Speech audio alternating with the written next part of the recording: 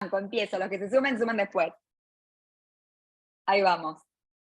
Tengo que aceptar de todos los dispositivos. A ver, que si no, aceptamos. Ahí está. Estamos grabando. Buenísimo. Ahí está. Voy a poner la vista de galería. Un momento. Ahí estamos. Bueno, ¿cómo anda la gente linda? Qué lindo ver caras conocidas y también ver caras nuevas. Ahí en la vista que tengo veo caras nuevas, cosa que me gusta mucho y me encanta también los que siguen y las que siguen en este camino, ¿no? Como de exploración. Yo voy a arrancar, para quienes no estuvieron, por lo que veo igual no hay mucha gente que haya estado en la clase anterior, así que yo voy a arrancar con un cuento que conté en la clase anterior y que no sé si se van a ir sumando, pero me gustaría que después hiciéramos algunas reflexiones al respecto. Vamos a arrancar. Yo arranco. Había una vez un monje, al que sus discípulos respetaban muchísimo. Este monje era muy pausado para hablar, era un monje que no se apresuraba en dar respuesta apenas le consultaban algo a sus discípulos, sino que tendía a meditar la respuesta, a tomarse un tiempo para realmente integrar la pregunta y contestar desde la conciencia. Este monje tenía muchos años ya de vida y un día le preguntaron cómo había hecho para conservarse tan saludable durante tantos años, porque nunca tenía problemas de salud de ningún tipo. A veces hasta los mismos discípulos tenían algún que otro catarro por tantas horas de vigilia en el templo, en oración, en lugares fríos, y él estaba perfecto siempre, estaba con una salud excelente, pero además siempre se lo veía sonriente, siempre se lo veía realmente en eje, ¿no? Centrado. Entonces, preguntaron cómo había hecho para conservarse así durante todos estos años con la edad tan avanzada que tenía. El monje, como de costumbre, pensó lentamente, le dio lugar, respirando, y en cada respiración haciendo lugar adentro de sí mismo a la pregunta. Y después de una larga pausa, sonriente, les dio lo que para él era la receta del buen vivir. Hoy estamos acá para conocer los estados de alta performance. Hoy estamos haciendo una continuación de una clase que en su momento el otro día, bueno, después recibí varios mensajes sobre el tema, ¿no? Los estados estos, ¿no? De alto performance, de alto rendimiento, y que yo sentía además que me había quedado con muchas ganas de seguir compartiendo algunas técnicas con ustedes, así que decidí que iba a hacer una segunda parte, y además, para quienes no estuvieron, voy a hacer como una recapitulación de todo lo que estuvimos hablando para ponernos en tema, ¿no? Como para quienes me conocen, mi nombre es Ana Laura Brito, para quienes no me conocen también, ¿no? Entonces, mi nombre es Ana Laura Brito, yo soy trainer internacional en programación neurolingüística. Hoy voy a hablar de los estados de alta performance y con respecto a eso me interesa contarles un poco el camino de la PNL referido a esto, porque, bueno, yo estudié programación neurolingüística con sus dos co-creadores, que son John Grinder y Richard Bandler. Estudié también varias veces, de hecho, con el referente de la tercera generación de la PNL, que es Robert Dills.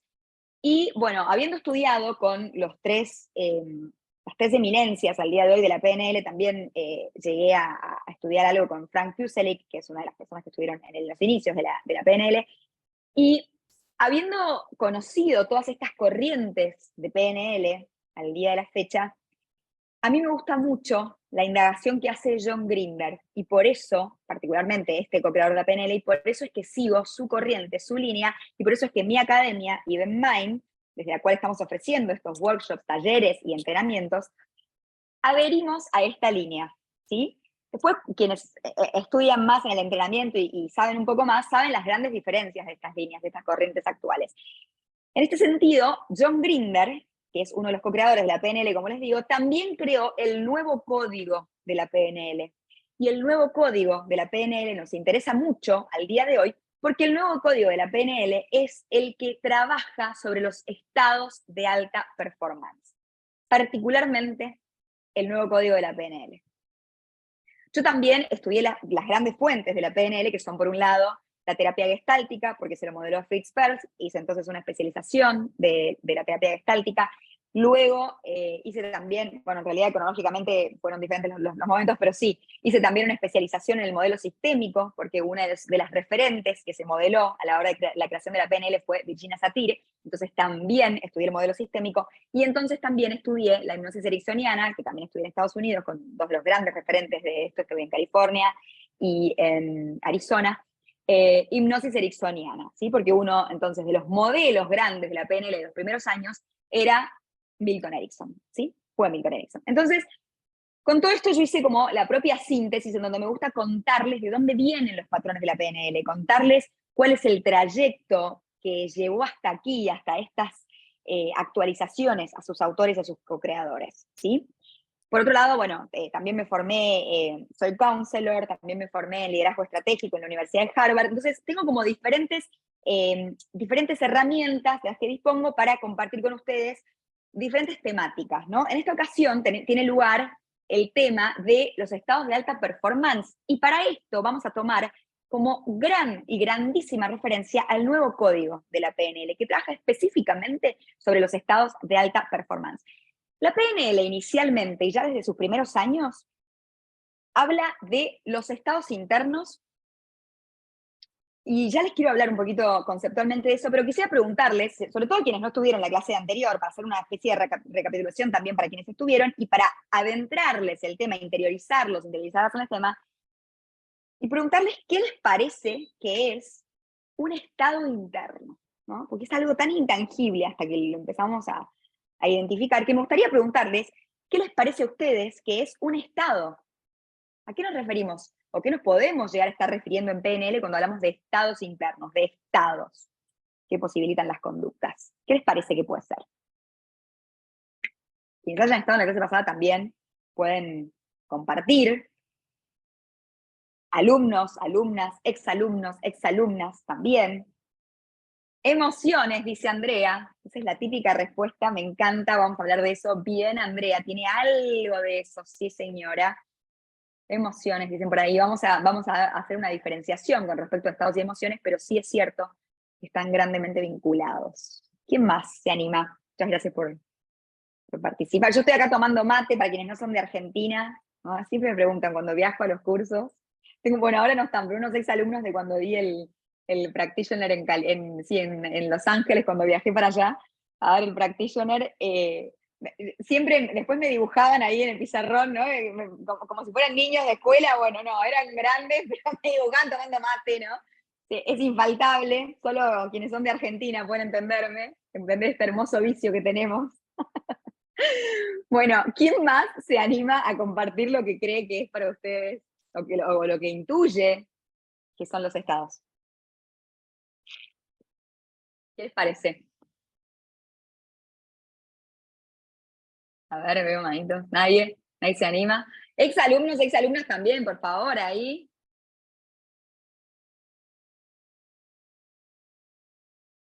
Fisiología, muy bien, Gaby, ahí tirando una punta, muy bien. Muy bien, es un componente de los estados. Bien ahí, estuvo estudiando. Muy bien, fisiología. Bien, ¿nadie más? Bueno, muy bien. Primero voy a responderle, ahí, a ver que quiero encuadrar un poquito esto, ahí vamos. Primero quiero responder lo que dijo Andrea, porque es algo muy común hablar de emociones cuando nos referimos a estados internos. En realidad, si bien están súper vinculados los estados y las emociones, cuando hablamos de estado, hablamos de algo previo a las emociones. La PNL, en realidad, cuando nos interiorizamos en el tema, no habla nunca de emociones. De hecho, si se habla de emociones, se habla desde otras corrientes o desde otros lineamientos del desarrollo personal, desde otras escuelas, pero no desde la PNL en sí misma. Porque la PNL trabaja siempre sobre el estado. Bueno, siempre no, trabaja también sobre creencias y demás cuestiones, pero digamos, cuando trabaja sobre esta estructura por ahí más profunda, etcétera, de las conductas, hablamos pensamiento, me dice ahí, muy bien, ahí vamos a hablar también de eso, gracias, muy bien por la participación, tal cual, pensamiento tiene mucho que ver.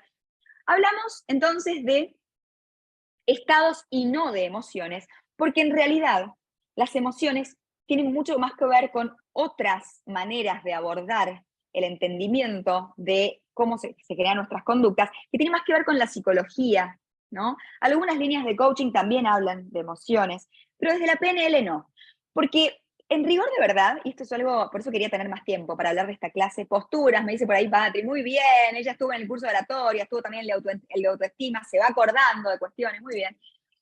Cuando hablamos, decía, de emociones, en realidad estamos teorizando. Yo quería tener esta clase con un poco más de tiempo que el que tuve el otro día, para dar estas particularidades que me parecen súper interesantes, sobre todo para quienes como yo son muy curiosos, muy curiosas, y les gusta aprender y saber de todo un poco, ¿no? Y saber un poco más allá de lo superficial de las diferentes cuestiones, ¿no? Y cuando hablamos de emociones, trabajamos con teorías, porque las emociones, hasta las han estudiado desde la psicología hasta la ciencia, ¿no? Las neurociencias incluso.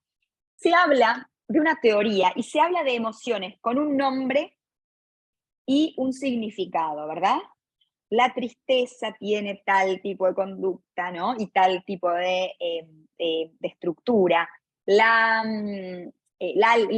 alegría tiene tal tipo de estructura, ¿no? En cambio, para la PNL, lo que nos interesa no es la teoría respecto de esto, sino identificar la subjetividad de cada persona y desde esa subjetividad generar cambios. No nos va a importar catalogar y ponerle nombre generalizadamente a las cosas y a las experiencias particularmente. Eso en todo caso, esa generalización y esta rotulación, ¿no? De ponerle nombre a las experiencias, la hace más bien la psicología. Es una de las grandes diferencias entre la PNL y la psicoterapia. ¿Sí? Que la psicoterapia, respondiendo a ciertas psicologías y corrientes psicológicas, son un modo de aplicar ese entendimiento, ¿no? Digo, a grandes rasgos, no soy psicóloga, y entonces trabajan justamente desde la generalización. ¿Estamos de acuerdo? Se generaliza lo que es una emoción, por ejemplo, en qué se diferencia la tristeza de la alegría, de el enojo, y se generan teorías al respecto sobre cómo lidiar con estas experiencias humanas, sobre cómo entonces, para lo que diríamos en PNL, cómo elegir de otra manera las respuestas. Bien, nosotros no hacemos eso. En la PNL no generamos teorías sobre cuáles son las emociones y cómo lidiar con ellas. Nosotros trabajamos sobre estados. Y estos estados son absolutamente subjetivos. Es decir, solo vos y solamente vos vas a experimentar un determinado estado. Que después tenga similitudes con otros estados de otras personas es diferente, ¿sí? Y es otra cuestión. Pero nos vamos a centrar en tu estado y cómo tu estado genera una respuesta conductual. Con lo cual, las emociones vienen más desde un lugar teórico, de corrientes teóricas que las estudian, poniéndole nombres y estructuras determinadas. En cambio, los estados son mucho más subjetivos, desde la PNL, esto a nivel teórico, ¿no? La diferencia teórica. Son mucho más subjetivas y no buscamos generalizar ninguna teoría al respecto, ni tampoco ponerle un rótulo que lo defina necesariamente. Con lo cual, son mucho más indefinidos. Por excelencia son indefinidos. Yo tengo un estado que es mucho más indefinido en cuanto a la palabra que le puedo poner, pero tengo una experiencia que tiene un correlato físico con esto que estoy experimentando a nivel físico y que luego entonces se transforma o desencadena, mejor dicho, para ser más específica, en una conducta. ¿Me siguen con esto? Voy a una práctica, por esto que lo quería hacer, insisto, más largo el workshop. Quiero chequear con ustedes. Por ejemplo, alguien de quienes estén con cámara, porque entonces puedo generar un ida y vuelta mucho más rico para mí, para quienes estén luego viendo esta clase en diferido. ¿Quién tiene ganas de explorar de manera muy puntual y muy cortita una emoción y determinar su estado? ¿Quién tiene ganas? ¿Quién quiere definir esta experiencia? ¿Quién quiere ser demo? Cualquiera. Patri, ¿te animás? Tito dice, pero no estás con cámara, Tito. Necesitamos una que estés con cámara. Dale, Patri. Dale. Dale, buenísimo. Voy con vos. Voy con la demo con vos. Da. Para darnos cuenta de la diferencia entre emociones y estados. Para hacer esta diferencia no solo teórica, sino práctica. Que la teórica ya la acabo de hacer, vamos con la práctica.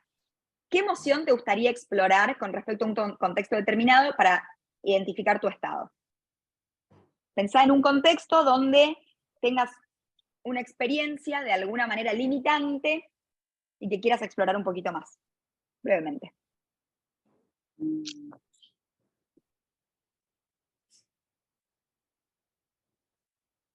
¿Qué puede ser? Con el temor a lo desconocido, puede ser. Ok, vamos al temor a lo desconocido. Conectá entonces, te pido que te contactes, ¿no?, con esta experiencia y que entres a esta experiencia de algo puntual que te genere temor a lo desconocido.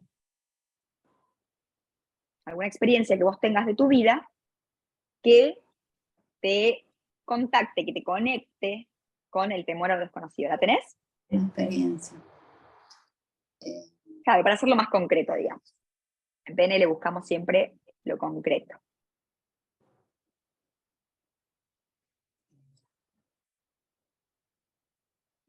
Bueno, sí, la tengo. A ver. ¿Lo tenés? Digamos Okay. que sí. Digamos que sí, la tenés. Bien. Por algo también surgió este ejemplo, o sea, la tendrás por ahí, porque por algo trajiste este ejemplo, ¿no? Siempre lo que trae nuestro inconsciente es lo que está listo a ser trabajado. Bien. Entonces, temor a lo desconocido. La pregunta que yo te hago, Patri, es, ¿cómo sabes que tenés temor?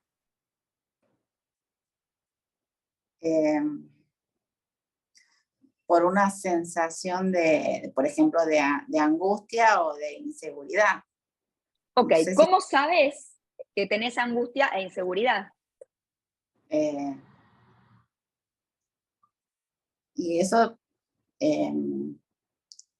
o sea, es por ejemplo, mi voz, o Tu voz. mi forma de, mi voz, mi color de piel, que me pongo colorada. Eso si te vieras de afuera, en principio vos no te estás viendo de afuera No. cuando lo experimentás. Bueno, por así ahí que la voz entrecortada, el calor interno.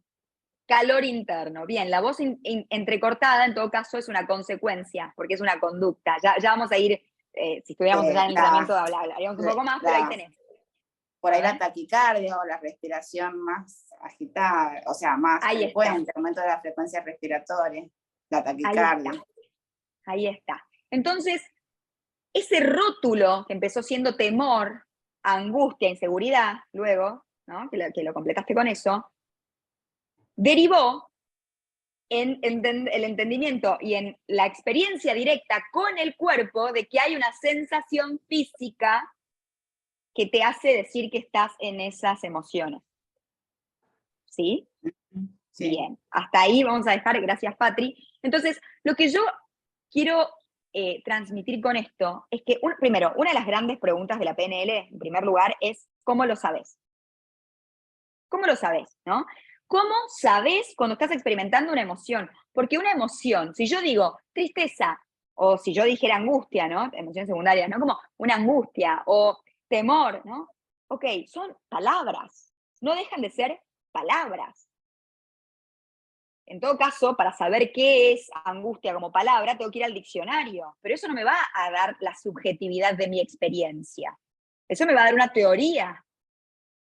Y la PNL es ateórica. según sobre todo John Grinder, después surgieron un montón de otras cuestiones, que él de hecho rechaza, ¿no? Como PNL. Dice, eso no es PNL porque eso es teórico. Cuando tenemos que ir al diccionario para entender lo que es algo, nos estamos alejando de nuestra propia experiencia. ¿Por qué? Porque la propia experiencia no tiene palabras en sí misma. En primer lugar, ¿sí? Luego viene el proceso de adjudicación semántica en el que le ponemos conceptos. Pero si yo digo, tengo temor, es porque tengo una sensación física, una experiencia física. Sensación, o algo que veo, o algo que me digo, pero necesariamente es una experiencia física primero. El concepto viene luego. Muchas veces la razón por la cual no generamos cambios en nuestra vida es porque estamos relacionándonos no con nuestras experiencias, sino con nuestros conceptos. Nos relacionamos con nuestros conceptos, con las historias que nos contamos, con el relato que nos hacemos de nuestras experiencias y no con la experiencia en sí misma. Voy a ponerles el ejemplo que siempre usamos, con perdón de todos y todas psicoanalistas, ¿no? Somos totalmente lejanos de ese tipo de corrientes. Sin embargo, muchísimas personas del ámbito del psicoanálisis, sobre todo lacaniano, están muy interesadas en el modelo, el metamodelo de la PNL, que luego en quienes estén haciendo el entrenamiento van a conocer, que es la parte lingüística, ¿no? Pero voy a lo siguiente. Pensemos en una fobia. Nosotros en PNL tenemos un procedimiento que se llama cura de fobia. Acá quienes han hecho el practitioner completo con la parte presencial, incluso conmigo, ahí tengo una alumna, conocen este procedimiento. Es una cura de fobia. Imaginemos que una fobia, una persona la desarrolla. ¿Estamos de acuerdo con que una fobia está muy lejos de ser un estado de alta performance? ¿Sí o no? Porque por suerte tengo tiempo en la clase de hoy y puedo explayarme hablando de los estados y recién después hablando de los estados de alta performance. Primero tengo que definir lo que es un estado, ¿no? Estamos de acuerdo con que un estado de fobia está muy lejos de lo que es un estado de alta performance, porque la persona básicamente no tiene opciones, como decimos en PNL. Ante una fobia, la persona tiene una respuesta automática, con lo cual ya no tiene opciones. ¿Sí? Bien. Una fobia que se haya generado porque a una persona, imaginémonos, una chica que tiene, no sé, 30 años, que la mordió un perro cuando tenía 5. Y entonces cada vez que ve un perro, le empiezan a sudar las manos, empieza a latirle fuertemente el corazón, se le empieza a entrecortar la respiración y empieza a sentir que le falta el aire. Fobia, respuesta fóbica, ¿no? Porque una vez a los 5 años la mordió un perro. Esta chica puede haber hecho desde los 10 años hasta los 30 un montón de terapias. Me pasa mi gato en el medio, que también debe tener una fobia a los perros, hablando de eso, porque lo atacó un perrito y le sacó la patita, así que hablando de fobia, él debe saber lo que es eso. Y entonces hizo 20 años de terapia, pero la chica sigue con fobia. Entiende perfecto. Ya habló en su terapia de su padre, de su madre, de a qué le hace acordar el perro, de quién más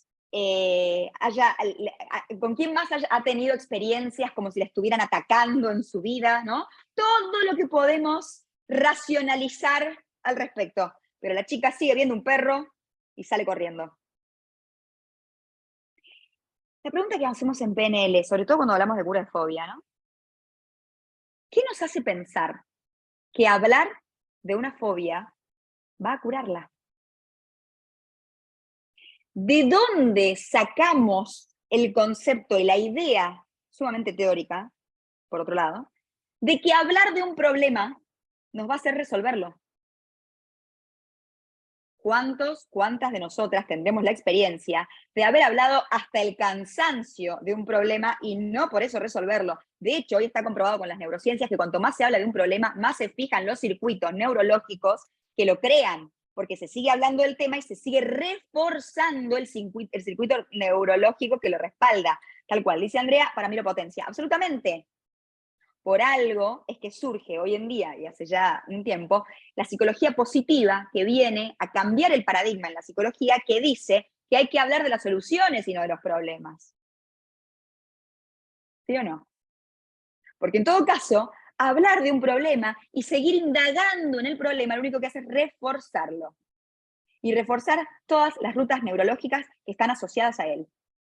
Y se activan cada vez más rápido. Lo que decimos en PNL es que necesitamos trabajar al mismo nivel en que se generó el problema. O en un nivel lógico superior. Eso decimos. No en algo que no tenga nada que ver. Si el problema el problema, ¿no? El trauma, entre comillas, ¿no? La fobia se originó en una experiencia física, no la vamos a resolver en una experiencia conceptual. La vamos a resolver trabajando con la misma experiencia física. Sensorial. Es decir, vamos a trabajar con la manera en que esa persona representó a nivel sensorial ese momento. No con las explicaciones o conceptos que luego pueda generar al respecto. ¿Tiene sentido hasta acá lo que estamos diciendo? Ok, bien. Si no, podemos abrirlo al debate, ¿no? Entonces, no vamos a hablar del temor como trajo, digamos, como inicialmente pensamos que le ponemos en la palabra, ¿no? O no vamos a hablar de la angustia o de la inseguridad, como decía Patri. Vamos a hablar de la experiencia física que la persona está teniendo, que es la representación física de esa palabra. Muy diferente a la explicación conceptual de esa palabra y su definición. Por eso no hacemos teoría en la PNL, porque no nos interesa hablar de las situaciones, nos interesa cambiar las situaciones, transformar las situaciones, no necesariamente hablar. Y por eso es que el nuevo código de la PNL ni siquiera trabaja lingüísticamente con los contextos y sus estados. Todo se hace a nivel inconsciente, ni siquiera hablamos de la situación. Es más, si ustedes vienen a consulta y hacemos un patrón del nuevo código de la PNL, ustedes quizás nunca me cuenten de qué se trató la situación original, ni nunca me cuenten qué sienten al respecto, ni qué se dicen al respecto, ni qué imágenes se crean respecto de algo, como se hacía en los primeros años de la PNL y en sus primeras corrientes. Nada, yo ni siquiera me entero. ¿Por qué? Porque trabajamos directamente sobre el estado. No vamos a la explicación, no nos interesa la explicación. Cuanto más va avanzando la PNL en su corriente del nuevo código con John Grinder, menos nos interesa conceptualizar respecto de las experiencias y más nos interesa vivirlas y transformarlas. Por eso la PNL del nuevo código trabaja con estados de alta performance. Y entonces, recuperando un poco esta noción de que el estado no es lo mismo que la emoción, porque la emoción tiene toda una teoría al respecto, entendemos que el estado es muy previo. En todo caso, los estados pueden desencadenar emociones, pero el estado es algo previo. Mucho más inconsciente incluso, y por eso nos cuesta modificarlos. Generalmente estamos más en contacto con las emociones, porque se hacen más evidentes, pero no tanto con los estados, que son en todo caso disposiciones internas respecto de los contextos. ¿Va teniendo sentido este armado de conceptos que vamos haciendo? Me encanta poder tener más tiempo a la clase de hoy para poder desglosar de lo que estamos hablando. Tiene que ver con disposiciones internas, vamos a decirlo por lo menos en este espacio de workshop. Si estuviéramos en el entrenamiento seguiríamos hablando del tema, ¿no? Pero por ahora vamos a dejarlo así. Estas disposiciones internas. Pensemos en alguna conducta que nos cueste.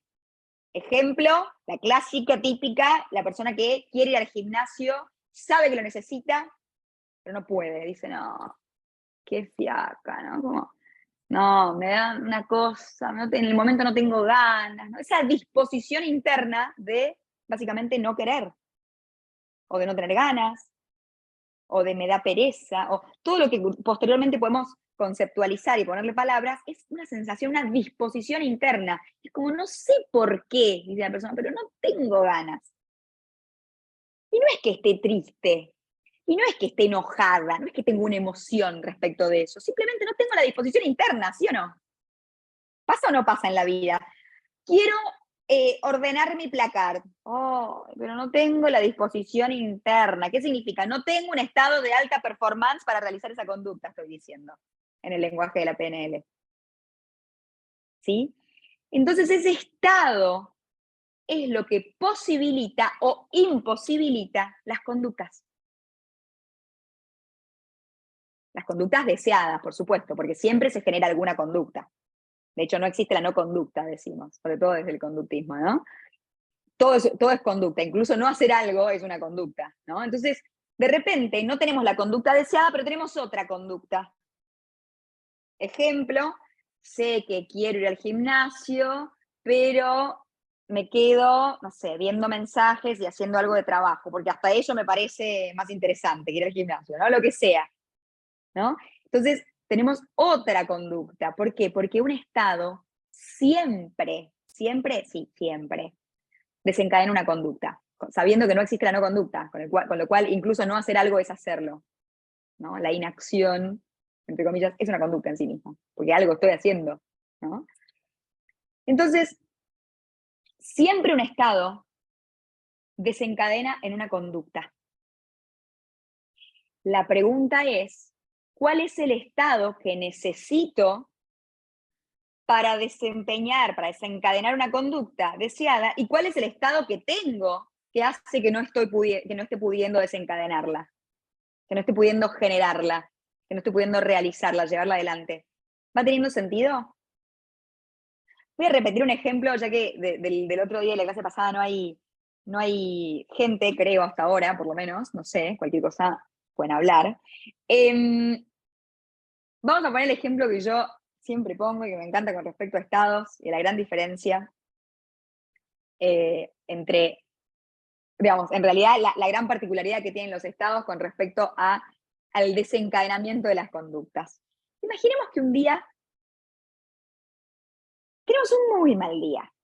Es uno de esos días en que mejor no me pidas nada, ¿no? Si es mi pareja, que no me pida nada.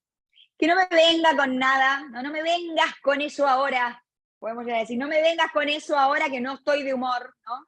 El clásico, como digamos en Argentina, el horno no está para bollos, ¿no? Mejor no me digan nada ese día, porque seguramente le salte a la yugular. Y viene la pareja y con un muy poco sentido de la calibración, como diríamos en PNL, con muy poca agudeza sensorial para captar que yo estoy en este estado, me pregunta algo que ya desencadena en mí una furia. Y le digo, no, pero otra vez con lo mismo, ¿no ves que no estoy ahora para eso? ¿No te das cuenta que no sé qué? Otra vez, y ya le largo el speech de siempre porque estoy en un estado de de muy baja performance, diríamos, ¿no? No es de alta performance, es de hecho bastante pobre mi performance sobre eso en ese contexto. Ahora bien, otro día, desde la mañana arranqué con música, recibí un mensaje con una muy buena noticia laboral, ¿no? De repente, hasta me quedó tiempo para otras cosas porque me desocupé antes. Yo estoy en un día en que digo, hoy es, qué buen día que tengo, qué gran día que tengo. Viene mi pareja con exactamente la misma pregunta. Yo digo, ay, bueno, sentémonos a hablar de esto, que hace tanto que querés hablar conmigo, ¿no es cierto? Ese día yo digo, bueno, hoy abrazo tu necesidad y respondo con amor, porque soy capaz de conectar con el amor desde este estado y vamos a tener esa charla tan incómoda, ¿no? ¿Qué cambió? La pareja, en este ejemplo al menos no, ¿no? A veces hay gente que va buscando parejas diferentes porque en realidad lo que necesita son estados diferentes, pero no sabe encontrarlo, ¿no? Y entonces cambiando de pareja busca otros estados y se da cuenta de que no viene con la pareja el cambio de estado, viene con uno el cambio de estado, ¿no? Pero entonces de repente, en el ejemplo, la pareja era la misma, la pregunta era la misma, el tema era el mismo. ¿Qué cambió? El estado. Cambió el estado desde el cual yo puedo afrontar con las particularidades del contexto y tener una conducta dentro de ese contexto. ¿Me siguen hasta acá con esto? Me importa que nos vaya quedando clara la gran diferencia que hay entre el mal día y el buen día, y que no tiene que ver con creencias, porque en general algo que surge muchísimo y que de lo que se habla un montón es de las creencias limitantes, de las creencias limitantes, de las creencias limitantes, pero poca gente habla de los estados limitantes. No se habla tanto en YouTube, si ustedes ponen creencias limitantes, ¡bra! Tiene un montón, ¿no? Pero de estados limitantes no se habla tanto, no está tan de moda, al menos. Y son mucho más importantes, según el nuevo código de la PNL, según las mismas creencias, la redundancia, de John Grinder al día de hoy, que las creencias no son tan importantes como los estados en sí mismos. Esto parece increíble. En la segunda generación de la PNL las creencias eran muy importantes, ¿no? Incluso en la tercera generación de la PNL, muy importantes las creencias. Hoy en día se va relativizando la importancia de las creencias frente a la importancia de los estados. ¿Y esto por qué? ¿No? Porque tenemos una explicación, aunque sea. Bueno, en verdad, podemos empezar a encontrar que incluso las creencias dependen de los estados. Esto es como mind blowing para la gente que habla mucho de sistemas de creencias, porque mucha gente no lo tiene en cuenta. Y por eso digo que es importante actualizarse en la PNL. Hay mucha gente desactualizada por ahí sobre la PNL dando clases, lamentablemente. Pero no voy a entrar en ese tema el día de hoy porque no me interesa tanto. Y como no quiero entrar en un estado de baja performance porque no me pone el mejor de los estados pensar en ese tipo de cosas. Así que, como bien decía por ahí Andrea, los pensamientos también inciden en el estado, mejor no pienso en eso un rato. Voy a pensar en lo que sí nos importa de la PNL, que es aprender un poco más, ¿no? Y entonces, ¿por qué esto de que los estados tienen más importancia a veces incluso que las creencias? Porque incluso las creencias dependen de los estados. Porque un estado tiene un set de creencias. Esto, quería tener esta clase al día de hoy para indagar un poco específicamente en esto. Un estado también tiene un set de creencias, mientras otro estado tiene otro set de creencias. Y pensemos, si no, en ese mismo ejemplo que les di. Sigamos ahondando en este mismo ejemplo. El buen día versus el mal día no tiene solamente un estado, sino que ese estado desencadena un set de creencias limitantes. El día que estoy de malas, como dirían en España, ¿no? Estoy de malas, de repente tengo un montón de creencias al respecto. No, yo no voy a poder con esto, o voy a decir siempre lo mismo, con mi pareja yo no puedo más, no aguanto más, esta relación no va para ningún lado. ¿Por qué? Porque yo estaba en un estado en el cual no estuve digamos, no tuve la capacidad de afrontar lo que el contexto me propuso, y mi conducta fue también entonces pobre. Fue un desempeño, un mal desempeño. ¿Por qué? Porque tuve consecuencias negativas. Terminé, por ejemplo, en una discusión, ¿no? Entonces, ese día que estaba yo en un estado limitante, vino mi pareja, me propuso un tema, yo lo saqué volando, por no decir otra cosa, y entonces tengo un set de creencias al respecto, sobre mi relación incluso. Fíjense, generalizo ese momento, lo asocio a otros momentos parecidos y digo, esta relación no la tolero más, no va para ningún lado, no soporto más este tipo de cosas en mi vida, necesito darle un corte a esta persona, poner un límite, ta, ta, ta, ta, ta, ta. Y todo eso son creencias. Y esas creencias no necesariamente estaban en la base de mi relación, sino que se desencadenan porque yo estoy en un estado limitante. Entonces incluso las creencias responden a los estados. Por eso la PNL del nuevo código es mucho más rápida y efectiva. Con un solo juego del nuevo código o patrón del nuevo código, puedo cambiar incluso un set de creencias sin siquiera hablar del tema. Porque cambio el estado. Luego, en cambio, el día que yo estaba en el buen día, ¿no? En este buen día, en este estado de alta performance, donde yo podía afrontar incluso lo inesperado desde un lugar de centro, desde un estado de alta performance, como decimos, desde el eje, ¿no? Y viene esa misma persona con ese mismo planteo sobre ese mismo tema y yo puedo ser receptiva, y yo puedo abrirme a responder, y yo puedo relacionarme con la necesidad de la otra persona entendiendo que es un ser humano con necesidades y carencias igual que yo, y puedo entonces ser empática con eso, y puedo decir, no me gusta hablar de esto, pero yo también he tenido cosas que han sido importantes para mí y que la otra persona me ha respondido. Y yo también he tenido momentos en los que he necesitado hablar de algo que era incómodo para la otra persona, pero atendió a mi necesidad. Se merece que le dé un tiempo. Todas esas también son creencias. Y todas esas creencias surgieron porque yo estaba en un estado de alta performance. Entonces, fíjense cuánto sentido va teniendo cada vez más trabajar con los estados, incluso más que con las propias creencias. Siempre va a haber creencias de fondo que puedan de alguna manera alimentar creencias más superficiales, tanto limitantes como potenciadoras.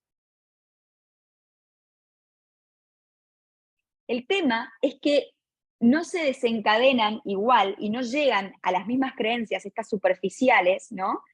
En un estado o en otro. Esto ya sería para clases sobre creencias y es más del máster, así que voy a resumirlo brevemente. Yo tengo una creencia de estoy bien, ¿no? Y estoy centrada. Y entonces esa creencia de yo estoy centrada y estoy en eje, cuando la pierdo, puede hacerme decir, no, yo estoy en eje, pero cuando esta persona se acerca a mi vida, yo suelto mi eje, mejor suelto esta relación. O puedo decir, en cambio, yo estoy bien y estoy en eje, y desde ahí entonces puedo relacionarme con otra persona. ¿De qué va a depender el camino que yo tome sobre la misma creencia de base de estoy en eje y puedo estar bien? Como ejemplo, ¿no? Muy, muy vago, muy básico. Del estado. Porque ese estoy bien puede ser, puedo estar bien y entonces estar bien con el otro, o yo estoy bien conmigo, mejor sola que mal acompañada, porque sola estoy bien, no necesito a nadie. O sea que la misma creencia basal de raíz puede alimentar cualquier tipo de creencia más superficial y se va a detonar de acuerdo al estado que yo tenga en ese momento. Fíjense qué importante trabajar con el estado y concientizar nuestros estados.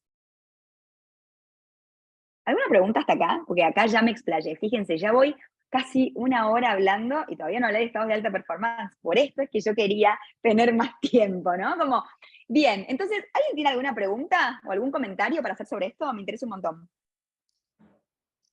Ana Laura, una pregunta con eso del estado, digamos, porque Sí. como dijiste, es algo muy subjetivo y por ahí es difícil, ¿no? Decir, graficarlo. Pero por ahí es el estado de estar bien, por ejemplo, estar bien, estar mal, eso es un, o sea, porque lo podemos Claro. poner en bien y mal, y según eso, Totalmente.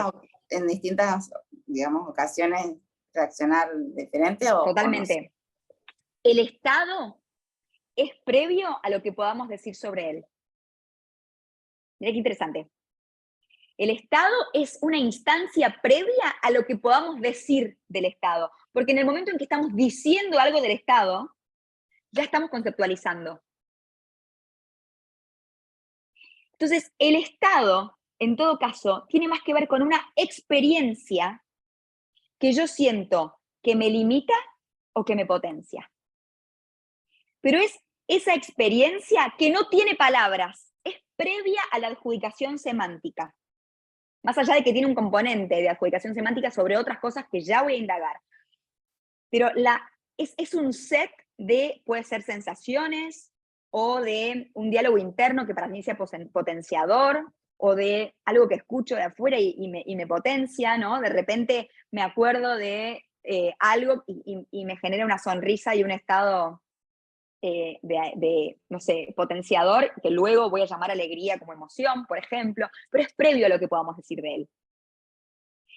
Ahora, tiene componentes que sí tienen una parte lingüística, pero ahí vamos.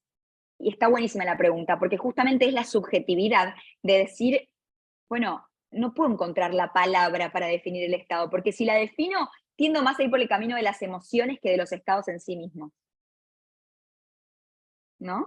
Por eso, ya no John Grinder, sino Robert Dills, habla de sintaxis somática de los estados, ¿no? Por ejemplo, yo puedo decir, estoy en un estado de, ¿no? Y este estado de, no tiene palabras, pero yo sé que me significa algo, o estoy en un estado de, y esto ya es la fisiología, como diríamos en la PNL clásica e incluso del nuevo código, o la sintaxis somática, que es todo corporal del estado.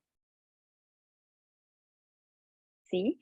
Generalmente cuando alguien me dice en consulta, o cuando decimos, tengo una sensación, tengo un nudo en la garganta, eso es estado. Porque yo lo describo con metáforas. No lo describo literalmente. Porque el nudo en la garganta, no existe tal cosa. No es que yo me tragué un nudo y tengo un nudo en la garganta. Es una metáfora. Esa metáfora la usamos porque no podemos conceptualizar todavía exactamente qué es eso. Pero ya estamos hablando de un estado. Ya lo estamos identificando. Cuando vos hablabas de un calor, ya ahí estás identificando el estado.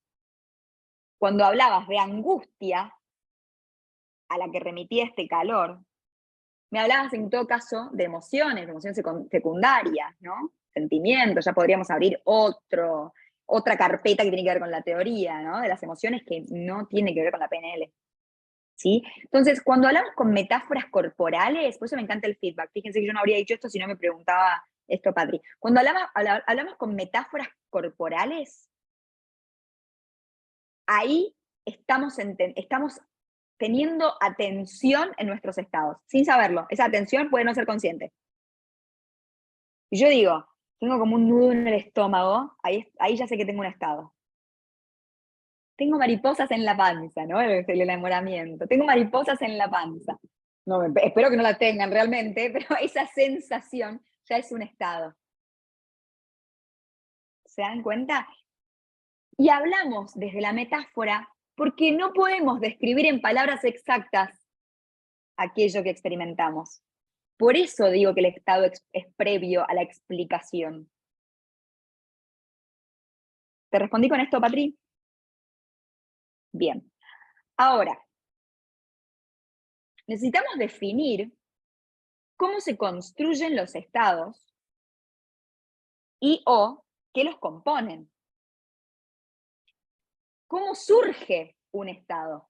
Es la pregunta del millón acá, ¿no? Después podemos preguntarnos cuáles son los estados de alta performance, pero ¿cómo surgen los estados?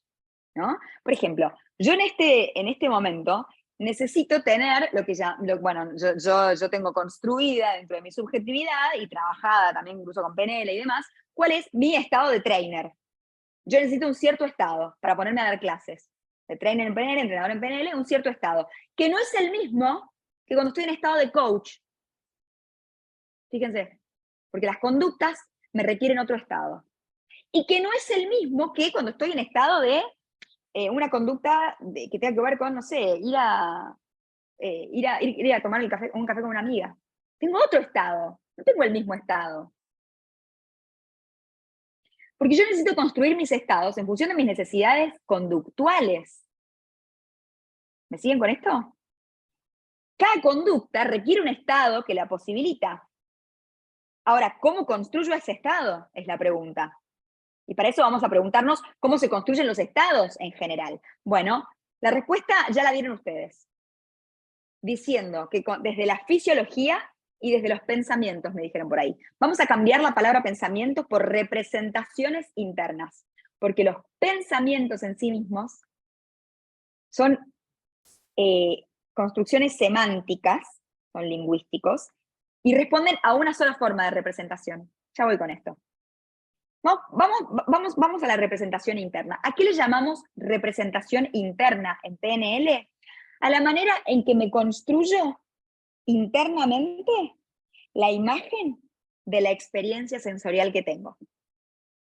Si bien no estamos en el apartado de epistemología dentro de la PNL, dentro de la parte del entrenamiento online de la PNL, yo rápidamente quiero contarles que desde la teoría constructivista de la teoría del conocimiento, de cómo conocemos los seres humanos, de la percepción versus conocimiento, porque no es lo mismo percibir que conocer, etc., adherimos a la teoría constructivista. ¿Qué dice la teoría constructivista? Dice que de lo percibido, de ese dato que está en el exterior y que yo incorporo a través de en realidad percibo, ¿no? Incorporo sería posterior, pero vamos con esto. Percibo a través de los sentidos, me hago una imagen, ¿no? Yo veo esta mesa y me hago una imagen, la mesa que tengo acá al frente, o la imagen que tengo de los dispositivos que tengo al frente, de ustedes, cuando se trata de personas, ni hablar, ¿no? Este proceso es muy, muy complejo.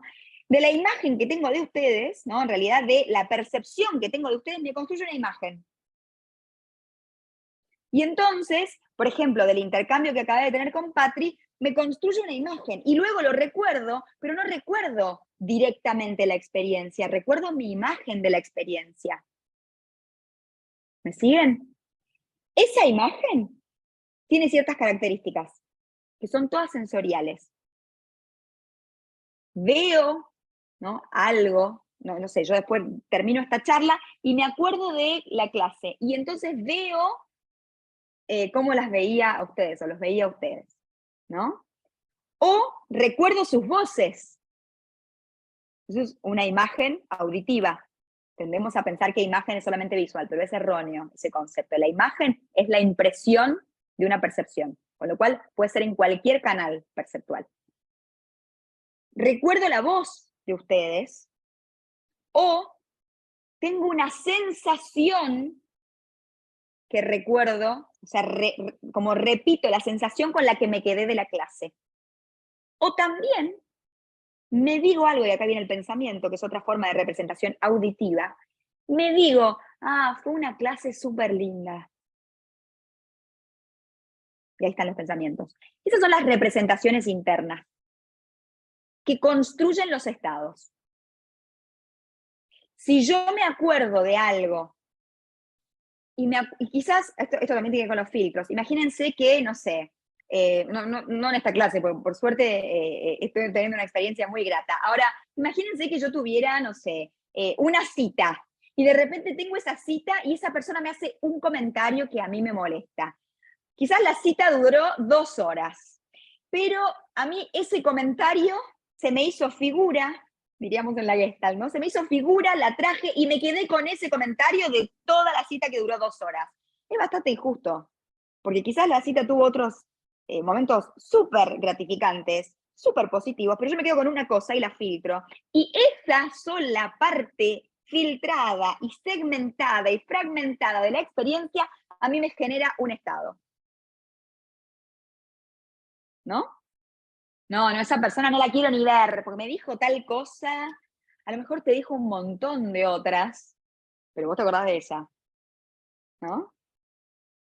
Yo me acuerdo en uno de mis viajes, una razón que me encanta a mí conocer gente, tengo un metaprograma, como digamos en PNL, la dirección de la atención fuertemente en las personas, y me encanta conocer gente y me encanta conocer culturas, y uno de mis viajes, yo me acuerdo, nunca me voy a olvidar, cuando una vez en Singapur, yo estaba, me hice muy amiga de un grupo de chicos, qué sé yo, y estábamos hablando, y me dijo algo que no me olvido más.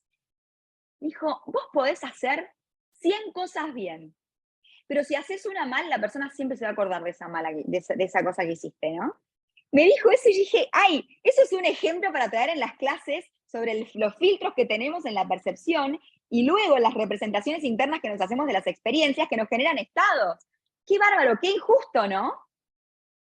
¡Qué injusto!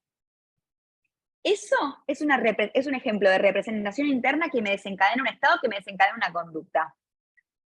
Me acuerdo de un comentario que me hizo. Tengo un estado que no sé qué es, pero no me gusta. Después lo llamo molestia y desencadena en la conducta de mejor no lo veo más, o no la veo más. Ahora, un estado potenciador podría ser, en todo caso, pensar en las cosas que sí me gustaron de algo, de una experiencia. Y entonces, ese recuerdo probablemente me haga sonreír, ¿no? Y luego me desencadene otra conducta de ese estado. La importancia de trabajar con los estados. Yo hoy, a quienes estén aquí, probablemente muchas o muchos de ustedes, que ya veo que ninguno es, por la hora no veo adolescentes ni niños, con lo cual experiencias amorosas habremos tenido todos, todas, y también experiencias de rupturas habremos tenido, ¿sí o no? ¿Sí o no? Bien. Qué difícil el estado en el que estamos en ciertos momentos del duelo por una ruptura amorosa, ¿sí o no? Qué difícil ese momento en que tenemos ganas ante la ausencia y todas las rutas neurológicas que tenemos, que nos generan a veces hasta una adicción a un cierto vínculo. Qué difícil el momento de extrañar a esa persona. ¿Sí o no? Entramos en una, como diríamos en Buenos Aires, entro en una, dicen los chicos hoy, ¿no? ¿Entro en una qué es? Entro en un estado determinado. Estoy en una, dicen los chicos hoy, las chicas hoy. ¿Qué es? Estoy en un estado, ese estoy en una. Y ese estado puede ser muchas veces limitante si está condicionado por el extrañar a esa persona. Ahora, como también decimos, siempre hay motivos para que tu ex sea tu ex, ¿sí o no? Porque por algo no estamos con esa persona, ¿sí o no? Quizás les venga justo esta clase a quienes estén en una ruptura. Tiene todo que ver con los estados. ¿Saben qué les digo yo a veces a mis consultantes? Cuando están con muchas ganas de volver a contactar a esa persona, generalmente sucede esto porque nos empezamos a acordar de todo lo lindo y extrañamos todo lo lindo. ¿Qué significa esto desde la PNL? Nos hacemos una representación de la relación considerando y filtrando solamente los aspectos positivos de ella. Esa representación la comparamos con el estado en el que estamos de ausencia de esta representación y tenemos ganas de volver a tener esta experiencia. Este es el proceso a nivel de PNL. ¿Sí? Bien. Esa representación, siempre positiva o negativa, digamos, en cuanto a sus efectos, siempre va a ser filtrada, siempre va a ser condicionada. Nunca tenemos en cuenta absolutamente toda la experiencia a la hora de hacernos una imagen de ella. Porque tenemos filtros perceptuales y cognitivos. Tenemos filtros. Por eso a veces nos acordamos de las cosas lindas con una persona y a veces nos acordamos de las cosas feas. Porque en ese momento estamos filtrando. Y en ese momento estamos siendo condicionados por un momento a veces de debilidad, que también es un estado, por un momento a veces de extrañar, que también es un estado. Entonces, ¿yo qué les digo? Trabajá con tus representaciones internas. En realidad no se los digo así en las sesiones porque no les enseño de PNL, las aplicamos a las herramientas, no se las explico, pero ustedes están en el momento. Dice, no entiendo mi camarita. No hay problema, no hay problema. Ay, bueno, me alegro que sea nutritiva y hermosa.